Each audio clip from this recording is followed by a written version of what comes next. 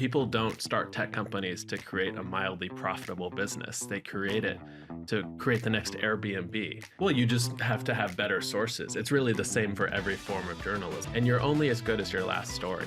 Poker is just, in terms of like assessing risk versus reward. I'm not allowed to invest in companies. I'm not allowed to take any consulting fees. I'm not allowed to be paid for stories. Ben, welcome to the pod. A pleasure to be here. Yes, I'm wondering if you can tell everyone 30 seconds about yourself. So I'm a senior correspondent at Business Insider, where I cover the very exciting world of venture capital and startups. Before that, I was a producer at NPR for a long time, and then a reporter at the NPR station here in LA. I did the Knight Bagehot Fellowship at Columbia Business School, and I was the founding senior producer of The Journal, the daily podcast for the Wall Street Journal. That is baller. That's awesome. Thank you. Thank you.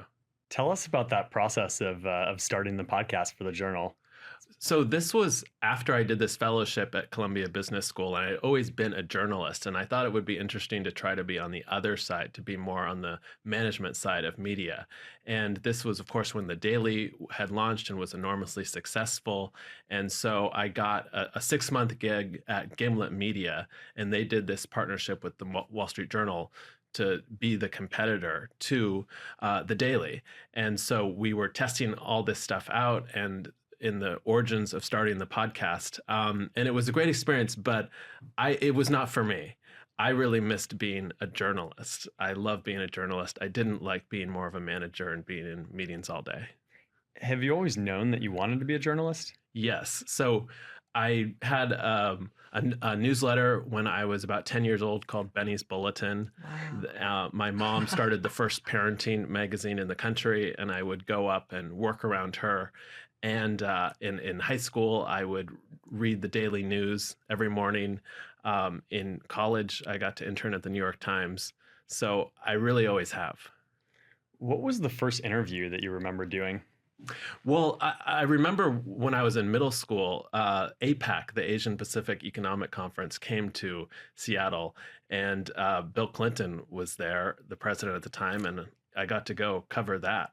And then he came to actually one of my classes in college, and I wrote that up for the college newspaper, and that did pretty well. And then did you ever imagine you'd actually be successful as a journalist and be able to interview like the Adam Newmans and Dalai Lamas of the world? Well, I hoped so, but I wasn't sure. I mean, journalism is such a hard field to break into, and I thought I might give it a try and be a lawyer if that didn't work out. But really, journalism is all I wanted to do. But I had no idea that I would be a tech journalist or what kind of journalism I would do. Why tech journalism? Well, I always tell people, you can plan and say exactly what you want to do, but it never really works out that way. But I think I became a tech journalist because I did the program at Columbia Business School, and it's where the action is. Tech is the most exciting, interesting people, and people don't start tech companies to create a mildly profitable business. They create it to create the next Airbnb. And so that really makes a lot of interesting people and a lot of interesting stories. And I used to cover politics, and politics is very important, but everyone covers politics. There's hundreds of reporters, but I'm really one of only a handful of reporters that covers venture capital. What's the key to being successful as a journalist in politics? If you're going to be the top of the top, what do you need to do differently than the other 99%? Well, you just have to have better sources. It's really the same for every form of journalism. It's not the writing that's the difficult part. It's getting the information. And you look at the top reporters like Maggie Haberman or Jonathan Swan, and they just have great sources. They're able to break stories that no one else is able to. So it's really a network that you need to create over time that allows you to get those. Cultivating sources, finding sources, and getting them to tell you information. And you're a really popular person. You have a ton of friends. You throw great parties, from what I hear. Wow, where did you hear that? From you. Is that from me? Is Okay, that is so that humble. part of what makes you successful? Because you're making genuine, authentic friendships with people. And because of that, people are more likely to advise you on what to talk about? People always ask, is this for work or for fun? And Mhm. it's all really part and parcel of the same thing. And I do love people and I love hosting people. That's why I host poker games every weekend at my house. That's why I do love having parties and events and going to a ton of stuff because I think it's meeting people. I mean, everything comes from meeting people, whether it's a job opportunity or playing on an amazing tennis court or getting a story idea. It doesn't come from sitting at your desk. Yeah. How does that change the way that you build relationships with people? Because I imagine people go like, "Oh, I want to be your friend," but also like I'm a little weary about maybe what I tell you. Is that going to end up in an article, or could there be some negative repercussion from this? If I get too hammered at Ben's house, Let's what's gonna be published tomorrow? Well, it's funny because I'd say most of the time it's the opposite. Like people are so excited to pitch their startup or get me to write about them that that, and sometimes I'm like, oh, is this person just want to be friends with me to get me to write about it? But there are people who definitely are afraid of reporters or afraid that I'm just gonna write up something that they say, and that's not how it works. I'm not, I will, get ideas or someone will say something but I don't think people understand like the level of reporting that it takes to go into a story. So I'm not just going to write up something that I hear at a random party. How often does that happen where you feel like people approach you or try to befriend you and it's like you realize that it's kind of clear that they just have the wrong intentions? Well, we are in somewhat of a transactional town, and I think, that it depends where you go. I'm reticent to go to Tech Week events or something like that because that can happen a lot. And I try to be open to everything because just like a VC, always wants to have a wide berth and hear lots of ideas. You never know where a good idea is going to come from, and you never know who's going to have value in a certain way.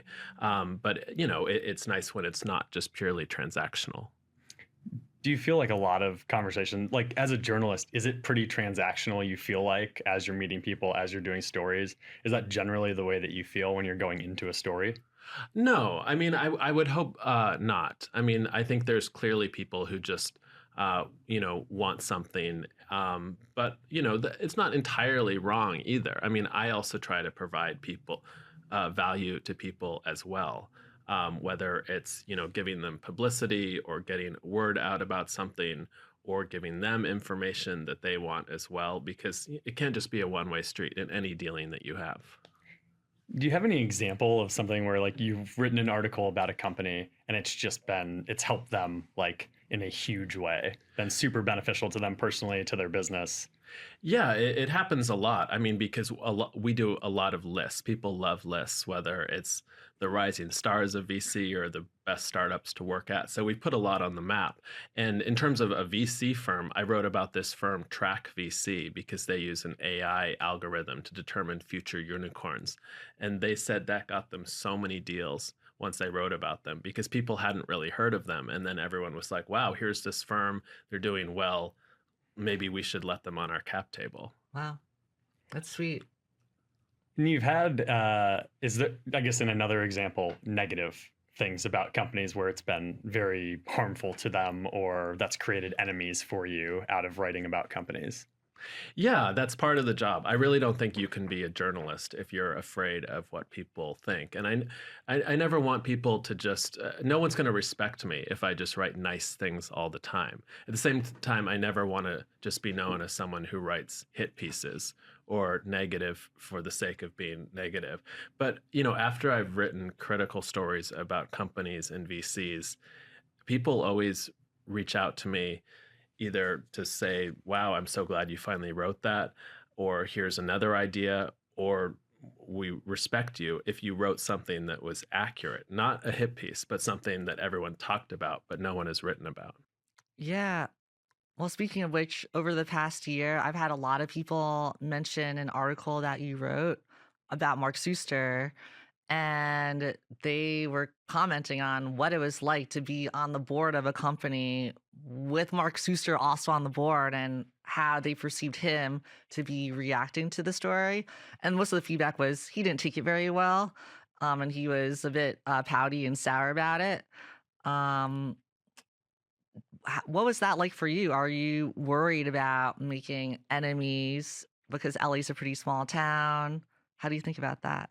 Well, yeah, I mean, I think that story was a little more difficult than normal because Mark is a legend here in LA, and I live in LA, and it's a small venture community. But Mark and I still talk all the time. He still invited me to Upfront Summit, which I appreciate. And the feedback after that story, I mean, there were a few people who thought it was too harsh, but at least to me, it was overwhelmingly positive. And I think that was a story that needed to be told. I think I spent a lot of time. I spent a ton of time with Mark, which I appreciate him being so open with me. And I think it was tough, but it was fair. Yeah, I agree with that. I thought the way you articulated the story was very well rounded. How about some of these other people you've spent time with, such as Adam Newman? Um, do you have any reflections on what it's like to talk to people who are so iconic? Well, you can't think of it as that, right? It's hard, especially with someone like Adam Newman, who is larger than life. I mean, there's no tech person that's really talked about more. Well, probably Elon Musk, but certainly Adam Newman is up there. And watched his, the TV show about him. And I asked some of the people at SoftBank, I'm like, what is it like when I'm going to meet Adam Newman? I just watched the show with Jared Leto, and they said he's even more charismatic and good looking than Jared Leto. And it's true. He is even more charismatic. And I think it pretty quickly goes away that, oh, I'm talking to Adam Newman. You have to treat it just like any other person and not be intimidated by someone, whether it's the Dalai Lama or, you know, Pete Carroll or Mhm. Brad Pitt. How did you prepare? Like when you talk to Mark or Adam, just focusing on the business people you've interviewed, what is it like to come up with your question list? And how do you think about being different from the dozens and dozens of other interviews they've already had? First of all, I read every interview they've done or watch every interview to see what they've talked about. Because I think hopefully one of the reasons people like it when I interview them is because I've done the research and also asked different things. Hmm. So I try to find different things to talk about. Because a lot of times people just get asked the same questions over and over again. So I think it's really important to do your homework. Hmm. But since these people had been interviewed so many times before, do you always have that confidence that you're going to be able to pull out some special nuggets that no one else has done before? Or do you worry about that? You're like, you know what? Like, this might end up being another boring article. Well, I try to, and I probably wouldn't publish the story because most of the things I do, at least until recently, were always behind our paywall. And so, for someone to read something that I wrote, it had to be good enough that they would pull out their credit card and subscribe. So, if I'm just writing something that everyone else has written, then no one's going to subscribe, and that's what I cared about writing. Has it changed the way that you've done journalism in the last 5 or 10 years? Because now it is very different, where someone needs to look at the headline and say, I'm going to pay to read that article, which I still think is crazy, but I understand that's the way to make money. Has that changed the way you think about your writing or the way you think about interviewing? Well, for sure, because for instance, like every startup founder, most of the ones who are coming up to me, want me to write about funding announcements or things like that. And like, there's just no way, unless it's like OpenAI or something, that I'm going to write about it, just because that's everywhere. That's not what people are going to come to us for. So I really do have to look for those things that are unique, and that's why I spend so much time sourcing and talking to people. That's like 90% of the job, is finding the story that no one else is. So what's your end goal as a journalist? What's the kind of North Star that you want to orient to, where you say a founder might want to build and sell a company or make tons of money? What are you orienting towards? For me, my goal is always to write about what people are talking about, but has not been written about. And so you mentioned the story on Upfront and Mark, and that was something that I'd heard for years, and no one had written about. And so those are the kinds of stories that I like. That stuff that is kind of known, but no one's ever covered before. Hmm.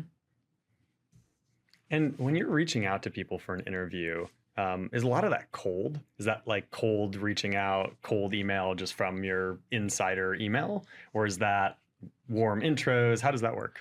Well, it depends. I mean, if it's someone like Adam Newman or something that's, going through their PR. Um, but a lot of my work is reaching out to employees of companies. So right now I'm, doing an investigation on a startup, and there I just reach out to employees on LinkedIn cold. So it really varies. Are people generally really receptive to that? No. So I probably, will do about 100 reach outs and maybe get two. Wow. Wow. Are there any articles that you regret publishing as you look back and say, like, I wish I wouldn't have published that? Or you wish that you perhaps approached it in a different way. Maybe you're too negative or you're too positive, and now you only realize that after. I mean, no. I mean, I'm sure there have been ones that I would, earlier in my career, that I maybe, look back on and I'm like, that could have been better. I've learned so much. Or, the benefit of hindsight, something else will come out. I can't immediately think of something, but I'm sure if I read it, that I would regret it. How much now do you think having a personal brand is important to your success as a journalist, as opposed to the who you're writing for, who you're working for, but your personal brand? How does that play into it? Well, I think it's immensely important. As much as that word is kind of cringe, and it is, but I think having my personal brand on Twitter or LinkedIn or other stuff is very important, because you see the biggest journalists of our time, at least in tech, are people who their names, like Taylor Lorenz, Kara Swisher, Alex Heath. I think much more than the outlets they're at. It's not as if everyone's going to the Wall Street Journal or New York Times. And it's a very turbulent time in journalism and tech journalism. So I think the safeguard against that is having your own brand. Do you worry every month about missing out on the next big article or story? Are you thinking, wow, I haven't had a big hit in like 3 months? Maybe I lost my mojo. Has that ever crossed your mind? All the time. All the time. Because, this is such a competitive business. And it's also, you can see what everyone else is doing. So, and we all know each other so well, so when I see, Kate Clark publishing like a great story at The Information, or Berber broke, and Tom Doughton, the story about the OpenAI funding, I'm like, God, I wish I would have gotten that. So that happens all the time. And you're only as good as your last story. I mean, I can be like, wow, that story did great. That did so well. But then it's like, I got to write another one.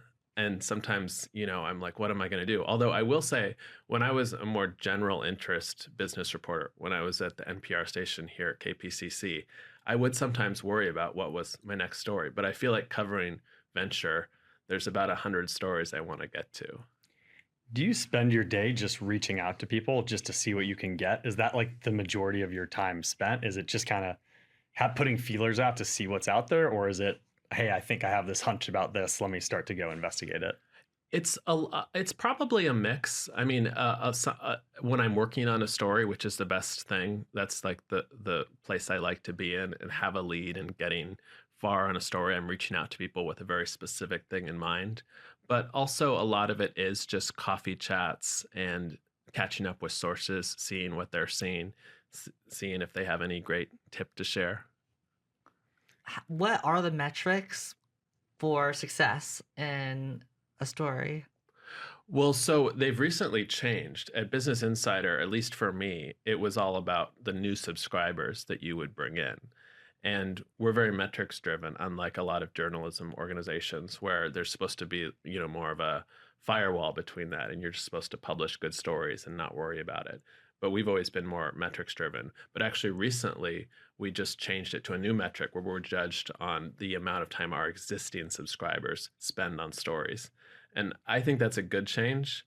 But it's definitely, changed the kind of stories that I do. I see. Could you talk about that some more? Yeah. So, like a lot of times I'll do stories that are not breaking as much, but a little bit more what people are talking about. So, for instance, I did a story on how VCs are seeing the election. And I wasn't really breaking any huge story there. Similarly, I did a story on, character AI and the string of kind of these acqui-hires. Hmm. That I wasn't breaking a big thing there like I would have been doing before, but I was doing more analysis. And those stories were very popular with our existing subscribers, but they weren't necessarily bringing in a huge number of new ones. There was, as I say, there was Matt Taibbi who had that IRS visit because of something that he wrote. He had some negative press on the Biden administration or was kind of hurtful. Do you think about that when you're writing any pieces where you're like, this could actually be very negative for me and I need to worry about the repercussions that this could have? I really try not to. I try to let the chips fall where they may. And most of the time, I mean, I shouldn't say most of the time, but a lot of times I'm being threatened to be sued, right? And if I'm worried about that, like that's not a great place to be. And I wouldn't write a lot of the stories that I've written. And I'm fortunate to have a great legal team and a company that is willing to stand up to me. If I didn't have that, I would be a lot more worried about it. Wow. So has Business Insider or any other entity you worked with been sued because of your articles? And what is that like behind the scenes? Well, I don't want to jinx it, but yeah, I don't think we've actually been sued. We get a lot of threatening letters, and they can look scary. Uh-huh. But luckily our lawyers, see through that. And but I don't think people understand the amount of vetting that we have to do behind the scenes for a story, and also how many stories we work on for months that never make it into print Wow. because our legal team feels that we don't have enough to go to print. So I they're really see. vetting every story before that goes out. Yes. How often do they come back to you and say, hey, we need more here, or there's not enough done here, like we can't publish yet? Is that a common occurrence? Yeah, very common, because they say, oh, well, you don't have, the sourcing on this, or you have these anonymous sources. If this person sues us, that's probably not going to be enough to get us to win. So you need to get more documentation for this. You need to get more evidence for this. I've had a lot of big stories that have not been able to be released because legally they just aren't cleared. But I think we got to be aggressive, but we also have to be cautious in that regard. So even if you know who the sources are, if they're not willing to go on the record and have their name be published in the article, then it's not as valuable. It is because, or it's not, because I wouldn't be able to give up the sources. And people always ask me that, if you're sued, will you give up? And I won't. So Yeah. therefore, if I'm on the stand and someone's saying, how do you know this? And I'm saying, well, this anonymous source, and they say, well, who is it? I wouldn't say. Yeah. So I think legally that does make it more difficult. I see. To what extent would you go to protect a source? I would go to jail for a source. I mean, Wow. that's what Judy Mueller did at the New York Times, and Wow. I'm not covering national security, so it's a little different. But yeah, I mean, I take that very seriously. What is the key to asking good questions? Listening, because most people just have their sheet of questions. No offense, but and they're moving We on didn't to even go the through next anything one. on this list. No, I feel but like we no, covered... you guys, no, but they, but they, and they just Yeah. want to ask the next question. Mhm. And it's the same, when you're on a date or whatever. It's like you need to listen to the person, and that's what has the good questions. And also, I think, like, Larry King famously didn't prepare for interviews, and that was his style because he wanted to be the everyman. But I think you should be prepared and know, what the person has done and where to go and what hasn't been asked before.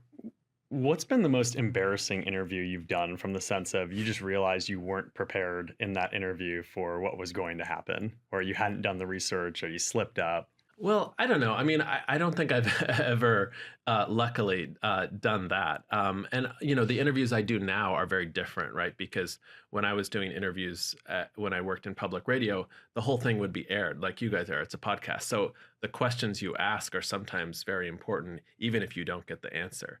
But for the questions now, I'm just trying to get information. And I think another key is just to keep asking the question until you get the answer, because a lot of people don't do that. They just want to Um, dodge or it's they get exactly, distracted. exactly. Yes. Um, yeah. This friend of mine, Cal Fussman, he used to have breakfast with Larry King every day, like famously. But he had this story about interviewing Mikhail Gorbachev, and he got this interview with him, and it was an hour long interview, and he gets there, and they're like, oh wait, it's supposed to start at 1 p.m. and they're like, you got to wait a little bit. He's still behind. He's still behind. He's still behind. He's like, well, is this going to cut into the interview? And they're like, well, yeah, like he needs to be done for the next meeting. And so they end up coming out and they say, hey, you have 10 minutes. And he's like, well, 10 minutes. Like I need to interview this world leader, right? And he's talking about nuclear arms, and he's like, and I have to translate it. Everything I say is going to get translated to Russian and then get translated back.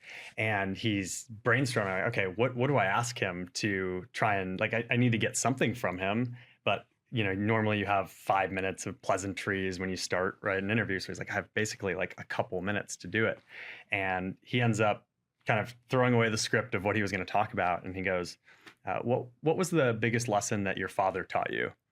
And he asks him this question, and the guy translates it, and you just see him just kind of change his whole mood, because it's not the question he thinks is coming. He thinks it's going to be something about nuclear arms and what he thinks about that. But he was like, that was really the key to a good question, is in an interview, is how do you get kind of aim for the heart instead of aiming for the head? And I think, like you were talking about earlier, a lot of people, when they get interviewed, they know the questions that are coming, and they're just have this like kind of recorded track ready to do that. You almost know the question, the answer that's going to come out of their mouth. How do you get people to open up when you're interviewing them in a different way than any other reporter? Well, I think it's figuring out, where they're coming from too.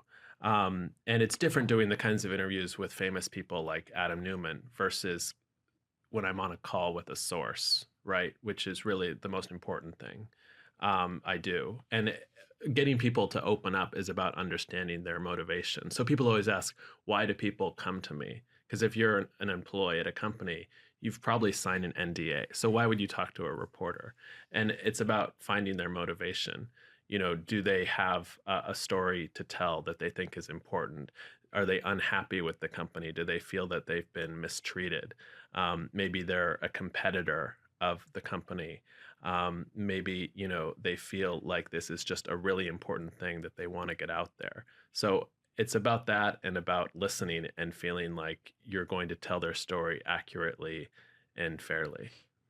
And I imagine early on in your career as a journalist, you get a lot of access. And you get access probably in a different way than most people get access to important people, powerful people, political figures, whatever that is. Did you feel a lot of kind of imposter syndrome when you go in the room with somebody and you're probably fresh out of you're fresh in your career or young in your career, and in no other way would you both be in the same room having a conversation? For sure. I mean, it still happens a lot. I mean, just like the people, I get to meet, and I'm like, how do I get to do this? And who am I talking to this person? Or, even like when I did the Columbia Fellowship, we had a 2-hour dinner with Jamie Dimon. And, I'm obsessed with credit cards, so I'm quizzing him about the Chase Sapphire and how it makes money for them. But again, it's like seeing everyone as people and not being intimidated by people. I think the only person I've really kind of clammed up on is when I got to interview Pete Carroll after they won the Super Bowl, because I'm from Seattle and I'm a huge Seahawks fan. And that was the only one where I got a little tongue-tied. Is there anyone today that you have not interviewed, you really want to interview?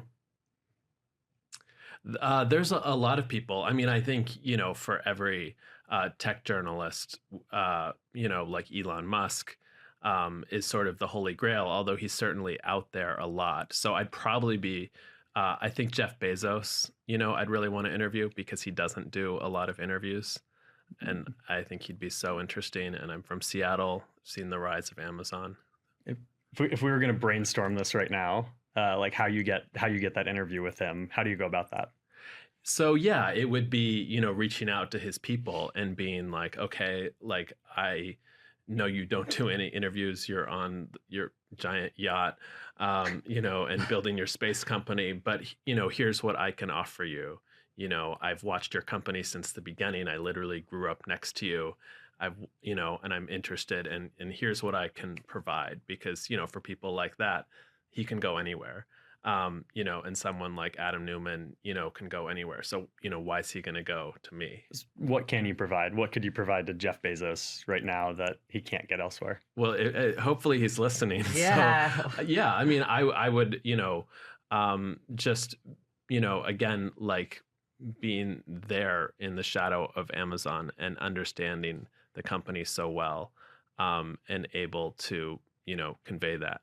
But I don't know. It's probably not a great pitch. So that's probably why I Well, haven't landed him here's yet. another idea. Yeah. To what extent would you be willing to actually just shadow him for a month? If that was the terms, you had to be 24/7 with him for a month, and then you could write about him. Would you do that? So I'd have to be on his yacht in the You have to south be on of his France. yacht. You have to this sounds go terrible. everywhere. Okay, that sounds terrible.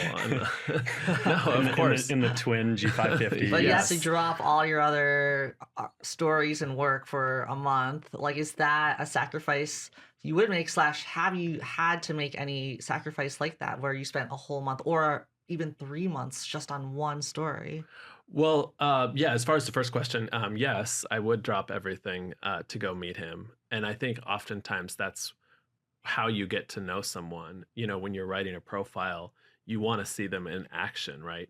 And because people themselves aren't usually that able to talk about themselves. When I read a lot of profiles, and usually the most interesting stuff I get is not from talking to the actual subject of the story. And a lot of times the best profiles, they don't even get access to the person. Mhm. So it's about talking to people they've worked with or known for a long time, but spending time with them is immensely important. I haven't had to drop everything for a story, but there are stories that I've worked on for 6 months or a Wow. year, along with a lot of other stuff. But a lot of the stories I do take a long time, and a lot of it is because of all that legal review, where I'll have to keep going back and keep working on a story. But what if you have the subject, like in this case, Jeff Bezos, on your side and helping Mhm. provide, other people you could talk to, and they're obviously supportive? Would that make it easier actually for you to get this out in 3 months or 2 months? Yeah, that would definitely make it easier. But I would also have to talk to other people as well, right? Because I'd want to talk to, because when someone gives you people to talk to, they're probably going to be, friendly, and you definitely want to hear that too. Yeah. But you also maybe want to reach out to people who've not had a great experience. And get a full, well-rounded view. But Yeah. then how do you paint that picture of, like, hey, I want to give you a great profile, Jeff, and therefore you're going to invite me on your yacht and to fly around on your jet with you to shadow you.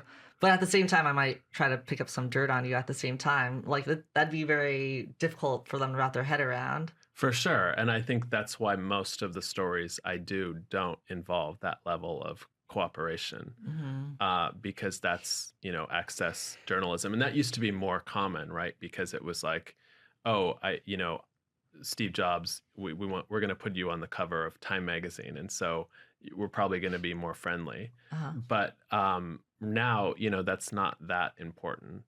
And most of the best stories do not come from access. They come from sources and getting the information. And then once you have the story, the person would come in to give the interview because, they have to. But like I worked on a very, long story. One of my first stories at Business Insider was about Whitney Wolfe Herd, the co-founder of Bumble. Yeah. And so I talked to a lot of former employees and people she'd worked with, and she never spoke to me for the story. They did answer, a lot of questions via email, but I never spent time with her. Do you think that the story would have been considerably different, perhaps even more positive on her if she had cooperated? I do. I mean, I think there's usually a benefit to people providing access because it usually just makes you more sympathetic as a reporter when you Mhm. spend time with someone. And I think everything is in shades of gray. Yeah. And when you talk to someone and find out their motivation, you're just naturally going to understand them better. And I think that will be reflected in the story. So I think, like, I think the story I did on Mark, benefited him as well as me from him spending a lot of time with me. Yeah. So then what percentage of the time do they cooperate versus decline and answer very shallow answers via email? I think with most of the bigger stories, they will cooperate eventually. But it's, it can take a lot of wrangling. And I think, they have to see that you're serious and that you're Mhm. going to do the story with or without them. So they might as well cooperate. I was going to ask, do you ask a lot of times, like for introductions from the friends that you've made through this and say, hey, will you introduce me to Jess? Because I want to interview her or do a story about her. Do you use those, or is that kind of like a off limits? I don't want to ask. No, not usually, because I probably would just reach out directly to the person or to their PR people. Or a lot of times, the PR people will reach out to me because they'll have, people forward the email to them. So they'll just say, hey, like, what are you doing? Can we help? And I say, well, I'm not quite ready, but I'll let you know, like, before we publish the story. Yeah. Yeah. Who would be the person you'd go to if you wanted this Jeff Bezos interview? Who would be the person to try and get that introduction? If you had to name one person that you would go to ask. I don't know. Well, Andy Jassy actually lives on my block in Seattle. So maybe I could knock on his door and ask him. Would you be as bold as to do that? Probably not. But maybe I should be. I mean, fortune favors the bold, right? Yeah, exactly. Yeah.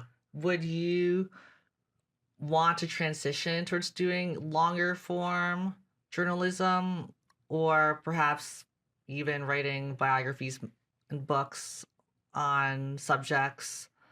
Or would you prefer just doing what you're doing today long term? I really like the mix of what I do because I always have a couple long form features I'm working on that take, 6 months or a year to do.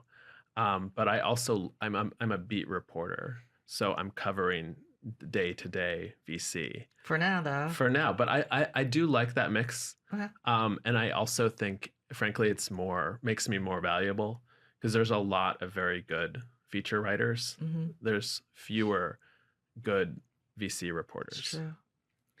You host this poker game. You're really into poker. Has poker taught you anything about journalism?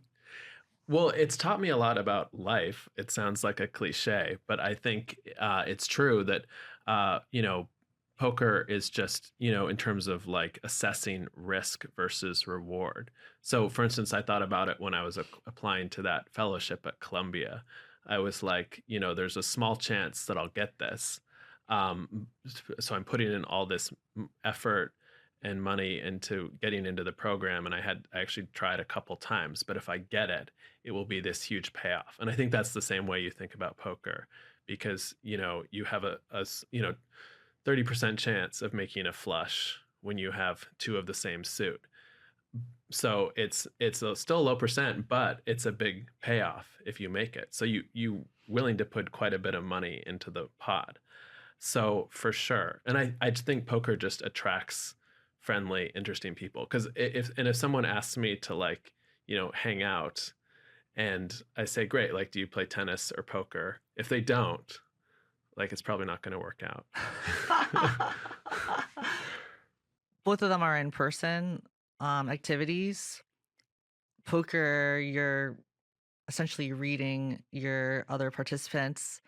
With journalism, how important is it for you to meet your subjects in person versus on Zoom versus just do a telephone call?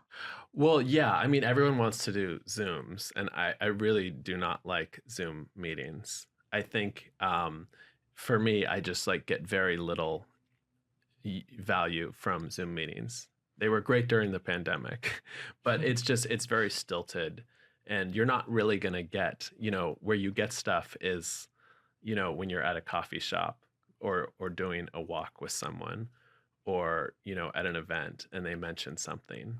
So it's not great. The phone is better than a Zoom because people are a little bit more casual. They'll open up a little bit more. Interesting. Zoom is so formal. Wow. Did you think that business school was really valuable for you? It was. I think for one thing, like learning the mechanics, because I did politics major in undergrad. So I had no idea corporate finance, accounting. So doing those, like, not that I could do a discounted cash flow if you asked me to right now, but just sort of like having that confidence and knowing that background. But the most important thing was meeting people. Yeah. And just being around like, really smart people from there. And that was just like opened up a whole nother world for me. And I knew that I wanted to cover business instead of just be like a general interest journalist. So you're saying that meeting the people at Columbia was like a better network than the network that you get every single day, or the access that you have to everybody? Well, I wouldn't necessarily say that. I mean, being a VC journalist now, I really do meet such great people. But and now some of the best people I meet really are through tennis and poker. Wow. So it's all great. But yeah, I mean, that Columbia network is great as well. If you were going to be doing something else and you had to leverage the network that you've built today through journalism, what would you be doing? Well, I mean, the easy answer would be a VC, right? A lot of people make that transition from journalist to VC. And I think it's a similar skill set, right? Because your network is so valuable, you're getting information that people don't have, and you're also telling stories. So I'm thinking about this, like Dot LA was kind of that, right? They had or like a investment arm, I think Sunnyside or something, that was tied to Dot LA. So it was like, hey, we can not only invest in you, but also promote you. Does that model work? Well, I mean, 75 and Sunny is 75. Spencer Raskoff's family office, so completely separate from Dot LA. And I mean, you can't do both at the same time, right? And at Dot LA or Insider, I'm not allowed to invest in companies. I'm not allowed to take any consulting fees. I'm not allowed to be paid for stories. Because I really think, if you're doing journalism, it has to be about the story. And once you start mixing them, it's not journalism anymore. Do you think you would make a good VC? I think so. But I think the difficulty for me, though, would be that I tend to look at a company and I'm like, how the heck is this going to succeed? There's 50 competitors, there's all these obstacles. Here's what can go wrong. And VCs have to be very optimistic. They have to be, okay, this will be the next Uber. I definitely don't think I could be a startup founder. I'm around startup founders all the time, and I respect them so much. But that is not the mentality I have. And I actually, there's also journalists like Eric Newcomer who've gone into a more entrepreneurial track, starting their own Substacks. I like, being at a company where, I have that salary, I have the benefits. You have a legal team. I have a legal team. And I know if I don't have a great story for, 2 months, that I'll still, have a paycheck coming in and can make the rent. You've been here for 5 years now in LA. What has dating been like? Oh, wow. That's a turn. It's great. I mean, I enjoy dating. I think a lot of people say how horrible it is, but since I love meeting people, right? I think that it's usually fun for me. And there's very few dates I go on that I'm like, oh, I wish I wouldn't have gone on that. I definitely think dating in New York is better, at least for guys. But it's good here as well. So when you and I met on Hinge, I didn't know that. I didn't know this, by the way. Yes. Just for context. I go, Jess, Ben's going to come on the pod. She's like, wait, I think I went on a date with him. And I didn't get asked out on Yeah. the second date. What the hell? Well, yeah, let's do it. You were flying off to some... if you had to rate this date, what was the, like, a scale of 1 to 10? What would You that could be brutal. And then you what's could be your brutal. negative feedback for me? No, I actually, I would have loved to, or still would love to go out on a second date with you. But you were, it's tough. Dating is very like immediate, right? And it's tough when you're going out of town. And you were, leaving, right? Yeah. But we had fun. We had lunch, right? We went to Earth Cafe, Yeah, we went to Earth and I right don't before New Year's. And then I was Yes. gone for a month or two. exactly. So to bring this full circle, Uh-huh. we made this whole podcast just to get you on here so Jess could ask about Yes. why you didn't ask her on I a know, second we've been date, sitting so. here. Slash, we're really trying to find more dating Yeah, this is- prospects for me. yeah, no, I mean, we've been sitting here talking about sourcing and startup valuations, and now you get to the we dating. get to the fun stuff. Yes, But it's like, for me, I have met so many incredible people from just dating them that I think so much of my business success has come from just that, if I'm being candid. That is one of the best advantages to being a woman in business. Is that the case at all for you? Has it helped your career? you do not hear that very often. Wait, so how do they help you?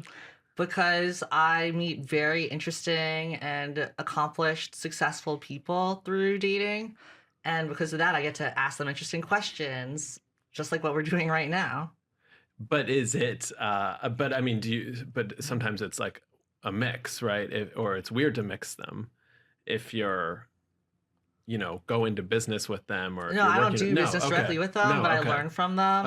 Okay. And then I hear all the inside secrets on their life and what really happened. Because a lot of these people are very high profile. I mean, I think I've dated 5-6 billionaires. Wow. Okay. Famous well, no wonder people I who didn't you've get a written second about. date. And I'm like, so what's the actual secret here? What actually happened behind the scenes? And I hear the real stories, and I'm like, wow, no journalist has been able to cover this and has any intel here. And Oh, of course, like I'll what? never leak it. Yeah, tell me. I treat it just as sensitively as you treat your Mhm. anonymous sources, and I promise full discretion. Because the stuff I've heard and know about from these people, it's just like it will blow your mind. And how could you create that without having to sleep with them? But what happened to these billionaires? They sound great. No, I want to hear those stories. Well, some of them are still around. Yeah, okay. Yes. So what was the question? What would your, like, how could you do that today? Or like, how could you leverage this network of people you have in maybe a different way than you're doing it? Maybe just to learn more about business, learn more about how these people operate. Maybe not for a story, but just more to learn. Like, do you leverage a network in that way, or reach out to people in that way? Yeah, I mean, I try not to think of it as like leveraging it, but again, yeah, it's like always being curious. And like one of my powers, I think, is my network, right? And connecting people and knowing, so many people. And I think that's tremendously valuable, bringing people together. Like, how many people do you just reach out to? Not because you want to write a story about them or because it has something to do with your job, but just because you're like, hey, I want to meet these people. They sound interesting. And given the position you have good access. And probably most people would be like, yeah, I'd love to grab a coffee with you. Probably not No, I mean, if I'm reaching out to you, it's probably for a story, or because you're a good tennis player or poker player. Yeah, very few if it's just like, oh, I think you're interesting. Mhm. Very, very few. And yeah, I mean, as far as what you were saying about the dating too, I mean, I definitely, if I see, someone on Hinge or Raya as a VC, of course I'm like, oh, that's interesting. Double duty. Yeah, but I try not to do that. Yeah. To like, make people feel like I'm interviewing Like, if you're them. not actually attracted to her, you're not going to go on a date just to see if there's any business value. Yeah, or people are like, "Oh, are you gonna, write about what I say, or like, write a story on what if I'm going out with someone from like SpaceX or something."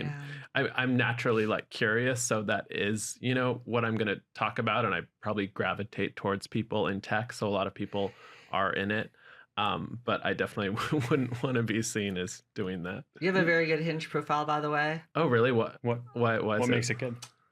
His photos show him in like very different contexts, Mhm. and he's got some great photos that show his professional side.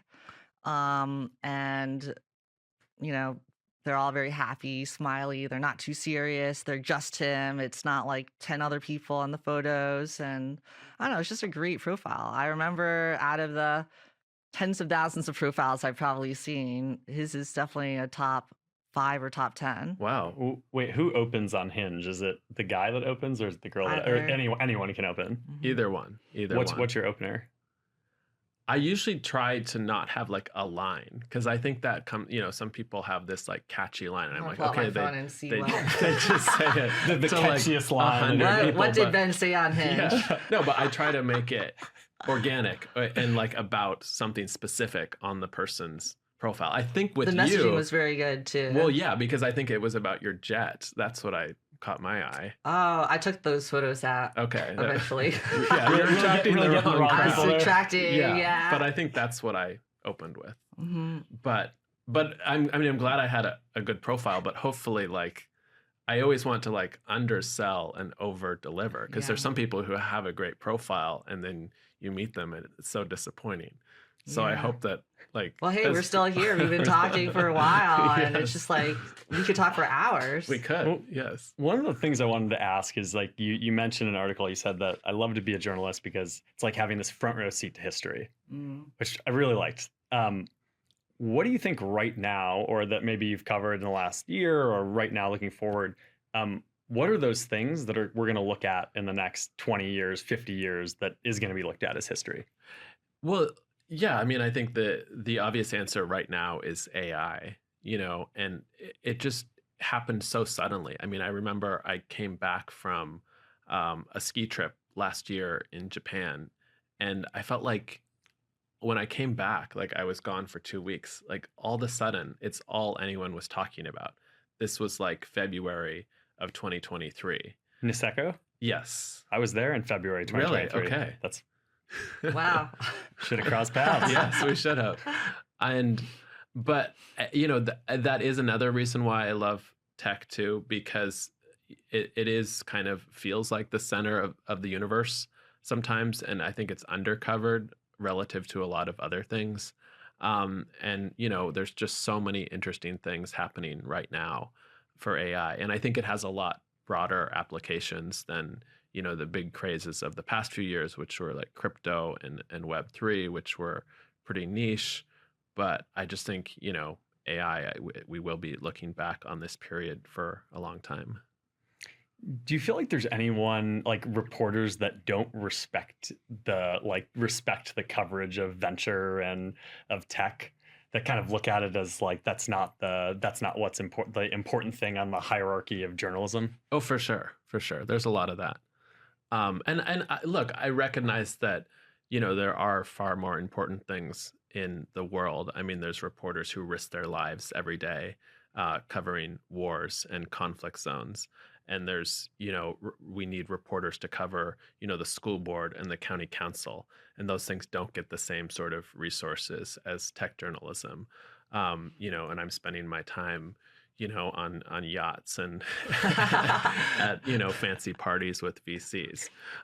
So I definitely I get it, but I also think what I do is very important. I think tech is important, and I think tech journalism used to be like very fawning, right? It was like, oh my God, Steve Jobs, the iPhone, look at this cool new product. And then it got very critical, right? And it was like, we're going to tear down this company. And I don't think either approach is good. I hope we find more of a middle ground, because, I always try to be critical, but there, I don't want to be a reporter I think there are reporters who just think anything, a tech company does is evil, or capitalism is evil. And I definitely don't think that. I think, again, it's those shades of gray. Do you think you might get tired of tech journalism though? Like 30 years from now, will you be interested in pivoting and trying some other types of journalism? Well, it's hard to say. I mean, I definitely am not tired of it, because I just feel like it's always, something new and a new challenge and a new story to tell. But you'll have to have me back in 30 years. Okay. Well, lastly, have you had any dates off of this? I'm just thinking about this. Have you had any dates where you've went on a date and someone's just tried to kind of pitch you, like you realize that their whole going on the date with you is to kind of like pitch you to tell their story of their company? And luckily, I don't think I've had that. Okay. I try to. I mean, for one thing, like, I don't think most people would know like who I am. I don't put that like exactly where I work or what I do on my profile. And you still swiped on this? Yeah. With no context. Yeah, I didn't look him up ahead of time or anything. Wow. I just went in totally blind. I feel like those are the power things people put, like, here's what I do, as the way to lure people in. I mean, I knew he was in journalism because he had some photos, and I think it said something about that for Yeah, work, but I keep it vague. I don't have my full name. I don't have the publication. Yeah. Got it. And like, dating apps generally are not the time to be modest. But you don't want to like put it all out there. And I remember like for a while I had a clip of me on CNN, but that was like too much. So I try to like have enough to get them to go out, but not like just put it all out there. So no photos of you with famous billionaires on yachts and No, whatever. no. I'm not putting my Gulfstream. Ben, this has been awesome. Yeah, thanks Thank for you so hanging out much, with I really us. appreciate you coming. This was fun. This was really fun.